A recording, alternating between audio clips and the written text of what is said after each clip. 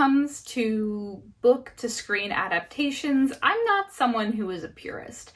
I don't think that every adaptation needs to be completely identical to every single detail from the book. Books and visual mediums like TV and movies are very different mediums and have very different skills, strengths, and weaknesses that we can really use to our advantage when we make small changes. For example, with a book, it is much more normal to have a narrator, something that is written in the first person, or even have books that really use the format of the book itself to tell the story itself. And you can't really capture that with a film as much. So you have to make some changes to try and get the same messages across. Now, sometimes these changes, I think, don't end up being beneficial. And I wanted to talk about this one because this was a book that I think could have really benefited from some changes in its adaptation from a book to a film. And that is A Simple Favor. So A Simple Favor is Darcy Bell's debut novel, and it is a thriller, and it is very clear that she likes thrillers, that she knows them. There's a lot of aspects of this book that really tie into sort of the typical things that you see in thrillers. You've got unreliable narrators, you've got big plot twists. Now, are these executed the best? No, not really. And there are some problems with the way that these characters act that just don't really make sense. But I thought, hey, if we looked at this through the lens of film, some of the changes that they would make to make this work as a film rather than a book could actually fix a lot of the issues that this book has. So let's talk a little bit about the book first. The premise of A Simple Favor follows a single mom by the name of Stephanie who befriends a wealthy working mother by the name of Emily. The two of them have sons who are best friends, and one day Emily asks Stephanie to pick up her son Nicky from school, and then she goes missing. Eventually, Stephanie becomes closer with Emily's husband, Sean. They find Emily's body, and suddenly Stephanie and Sean begin having a romantic relationship, only for Stephanie to start being haunted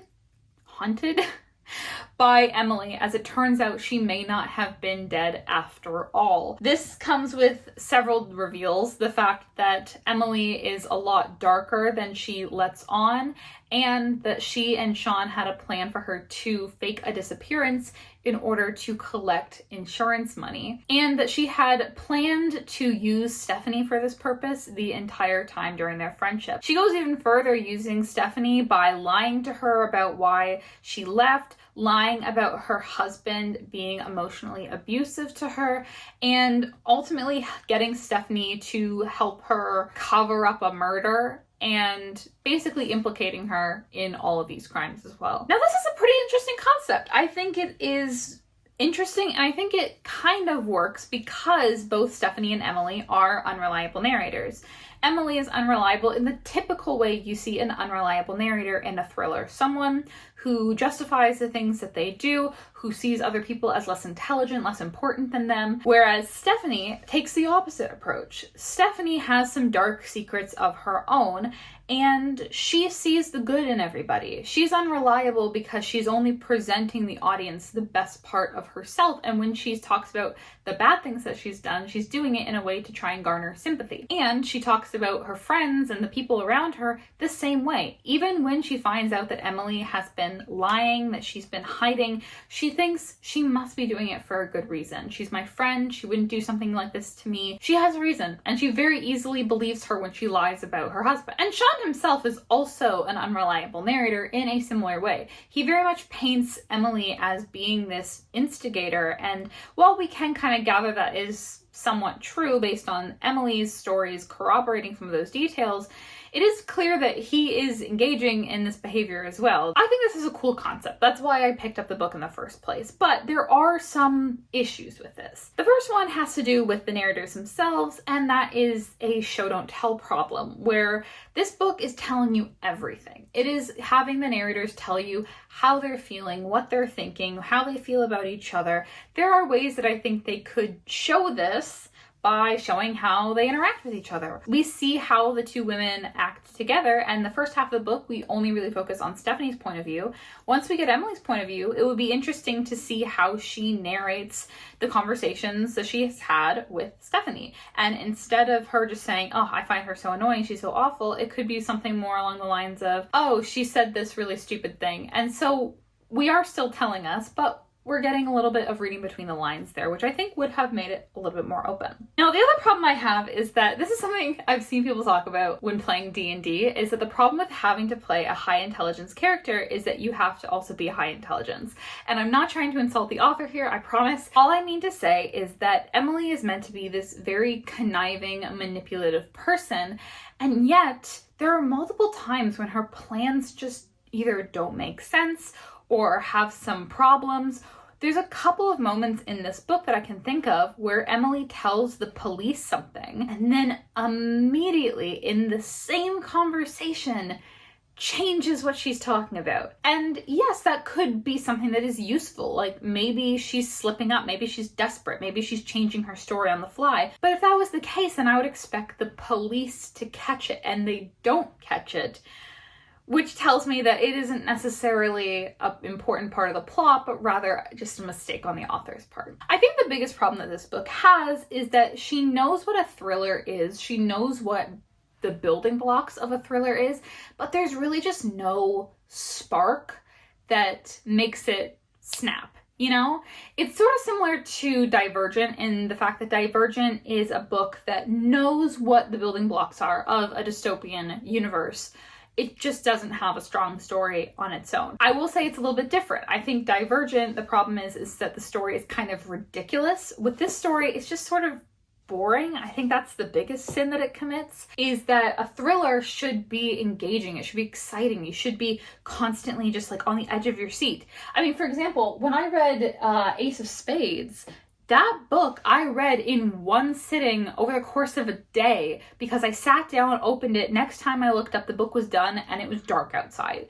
It was engaging, it was exciting, it was plot twists and scary moments, and it was great. It was a fantastic book, and this book just didn't do it for me. It was just sort of boring. It was just felt like going through the motions a little bit. Now, when it comes to the adaptation for the movie, I actually had hope because this book does have some potential for a good adaptation. Like I said, the core idea of the book itself is a pretty good idea for a thriller. And the fact that we've got that contrast of Stephanie and Emily's two very different styles of untrustworthy narration, I think would work really well as this sort of almost, I would want to say, cat and mouse game where Stephanie is this sort of very trusting protagonist who almost doesn't seem to know that she is in a thriller, and I think that would have been really fun to play with. I also heard that the sequel to the film was really fun and camp, not necessarily good per se, but at least fun.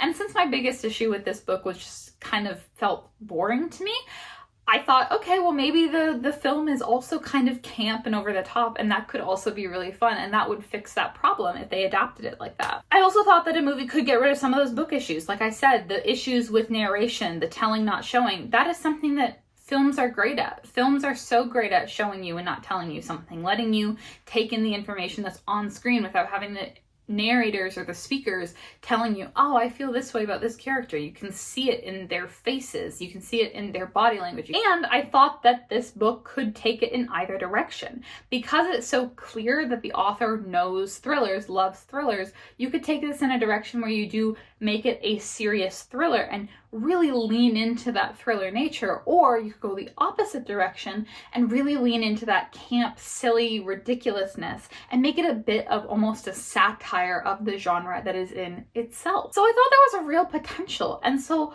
when I watched the movie, I was expecting, you know, this could really be good. Like, this could be a chance to really embrace change in adaptation and make a good film. And that is not what happened at all. The movie does make quite a few changes from the book, but to be honest, I think the changes that they made are worse, actually, and they basically just made an entirely different story. So let's talk about this. The first one has to do with the change in Emily's plan. In the book, it is a plan that she and Sean have put together together. They have targeted Stephanie specifically. They've been in on it from the beginning. But in the film, they changed this. Now Sean is not in on it.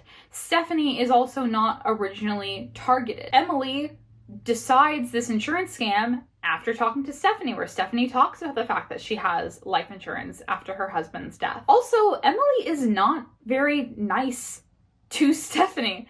In the book, this works and this twist works because Emily is, even though she's like wealthy and a little bit mean girl almost, she is, nice to Stephanie. She's sweetening the pot. She's having this be her friend. But in the film, she's a lot brasher with Stephanie. She's a lot meaner and she snaps at her and is quite rude and honestly kind of crude in front of her own child. And it just doesn't really make sense why this would work, because I think the thing with her relationship with Stephanie is that it's almost like Emily is a replacement for Stephanie's husband, and it is almost this like emotional affair type relationship, at least from Stephanie's perspective. Emily is very much using her. And I think that because they have built that up through this like honeypot, sweet, kind relationship together, that Stephanie is able to be used by Emily because she's isolated from everyone else. She doesn't really have any other friends.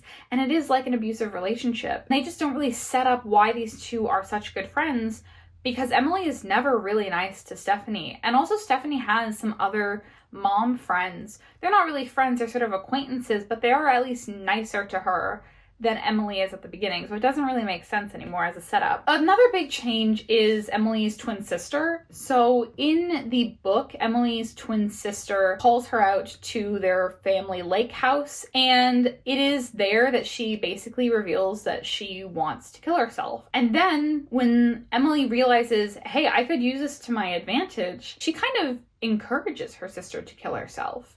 And she doesn't kill her, actively, but she does encourage her to do it. And it's very clear that she's using this scenario of her sister's mental health to her benefit. And I think that is really cold, but it does, I think, show Emily as a manipulator rather than an aggressor. That's why her killing of the insurance agent feels like such a big step up, because she's gone from being manipulative and a liar to being a killer. In the film, she kills her sister. And her sister doesn't call her because she's like, yeah, I want to die. She calls her because she's like, I want your money. You're going to give me all your money, or I'm going to tell everyone about, everything you've ever done. I'm going to make your life miserable. I don't know what the goal is here. I don't know if the goal is to villainize the women in this or to empower them. I can't tell, because there's also a lot of changes to Stephanie that I think really change the aspect of the story that the book sets up. Stephanie is a lot less trusting. She's also, I think, meant to be more like empowered, I guess.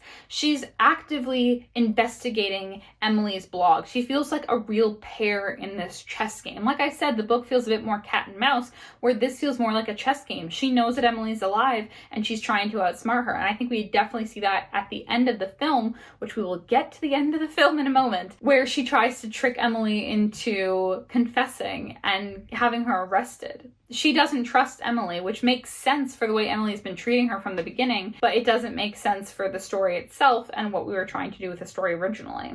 Also, the fact that she becomes a detective at the end of the film, she becomes a private eye solving cold cases, is crazy. Like, this is no longer a thriller, it is a detective fiction where Stephanie is the main character and she's solving it. And we focus a lot more on Stephanie than we do on Emily, which I think is a pity, because Emily in the book is at least kind of interesting because we get to see her plan fold out. But in this, it's like, we're not really focused on Emily anymore. We're focused on Stephanie being the hero. Sean also has some changes I don't really like. He's a lot more involved with his son. He has a very confusing relationship with his wife and might be having an affair with his TA. It's not really clear. Again, it doesn't feel like the same story anymore. This one works because Sean is sort of absent. He does not really worry about the fact that his wife is missing until he comes back. Like, he doesn't really care. He's like, yeah, she goes off. He doesn't know Stephanie. They've never met in the book, but in this one, they like do know each other. I think they were probably trying to do that to make it make more sense why the two of them end up getting together after Emily's dead. So I can see why they did that. That's not a big deal to me, but I do think that there is this very weird relationship that makes it very unclear to me how he feels about Emily. Okay, I talked about the ending. Let's really talk about it, because my big issue is the change that they made to the ending. And this was an issue I had before I had even watched the movie, because I knew how they changed the ending. And that is, I don't think thrillers should have happy endings. The book A Simple Favor ends with Emily being questioned by the police about the dead insurance broker. And she basically puts them onto Stephanie's case and says, oh yeah, did you know that my husband was sleeping with Stephanie and that he gave her my ring? And she puts her into this place that she has set up herself by making her assist in this cover-up of the insurance broker's murder. And that's how the book ends. The book ends with the police going off to go get Stephanie. I like that kind of ending in a thriller, because I think your ending needs to be consistent with the tone that you've set for the rest of the book. And thrillers are not meant to be happy. They're tense and they're nerve-wracking. And I think you can have a bittersweet ending where it's partially happy, but then also there's like this sort of undertone where you're like, I can tell this happiness isn't going to last forever. Like, I can tell this is temporary. This film leans into the happy ending. Sean and Stephanie team up. They trick Emily into confessing to murder of her father, murder of her sister. The insurance broker's not even a part of this. And then Stephanie becomes a detective, and that is the end of the thing. Like, everyone's happy. Emily goes to jail. It's just such an unsatisfying ending, and it just doesn't fit with what I want in a thriller. Now, my biggest problem with this film is less to do with the changes that they made from the book and more to do with some things they added, and that is that there is just such a lack of commitment in this adaptation. There is some humor, but they don't lean into it being a comedy. Specifically, I'm thinking about the character Detective Somerville. He knows exactly what kind of movie he's in. He is hilarious. He's so funny every time I see him. But there's also a lot of moments that just don't really work. They're not really funny, and they actually lean into some more dark sides of the story. So they don't really lean into this comedy satire of thrillers that they could do. Then again, they try to be a thriller and actually add some newer aspects to the story, which are a lot darker, like Emily being blackmailed by her sister, like them burning their house down because of their abusive father. But they can't commit to that either. They're not willing to really commit to the darkness, to the mystery. And I think specifically for this moment, there's the part where Stephanie posts on her blog talking to Emily and being like, Emily, if you're out there, I want you to hear me. I talked to like her mom, and like it was really great. I felt really close to her. And in the book, this moment is Stephanie trying to reach out to Emily because she's like, I wish, my friend, I think she might be alive. I don't know why she would be messing with me like this. Whereas in this one, it's more of her instigating her. And in the book, we actually see Emily's real reaction to this, and it is a lot more like, how stupid can this girl be? I can't believe she thinks that I watched her blog, and I can't believe that I actually do. Whereas in the film, it's like a very short moment where she's just angry that Stephanie is on to her. And that's also, can I just say, not fun. It's not fun to have like a really mastermind character who has this like big plan for like tricking everybody, but have someone on to their plan so quickly. Like, that's not fun or interesting. As I said, this seems like a shift from a thriller to a detective novel where we focus on Stephanie being a detective solving the mystery. But the problem is there's not really enough evidence for her to collect for this to be a proper whodunit mystery. One of the things that this film introduces is this sort of use of religious iconography and sort of the themes of saints and sinners. And there's a few different moments where this happens, and people will keep referring to Stephanie as a saint. And she's like, no, I've got secrets too. I've done terrible things as well. That's a really interesting idea. I think that's a really great way of building on something that was started in this book, where this book starts on the idea everybody has secrets. Everyone has this like dark side, and you can't really trust anyone in this book.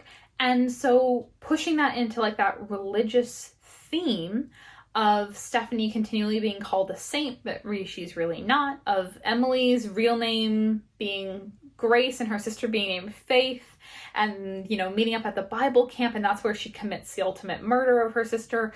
That's an interesting idea. Like, I think there's a lot you could dive into there, but they just don't commit to it. Like, it's one of those things where it's like, oh yeah, and also this is an idea, and then they don't do anything with it, which is very disappointing. There's also some things that I think they removed that I think is a problem because they were really interesting ideas and they could have explored them more. And I did talk about this a little bit, about the fact that Emily kind of is a replacement for Stephanie's husband, but she's also kind of an abusive relationship, at least in the book, because Stephanie doesn't have any other friends. She's completely isolated. Emily starts off by being super kind to her, giving her gifts, but lying about them, thinking about the umbrella she gives her and tells her it's one of a kind.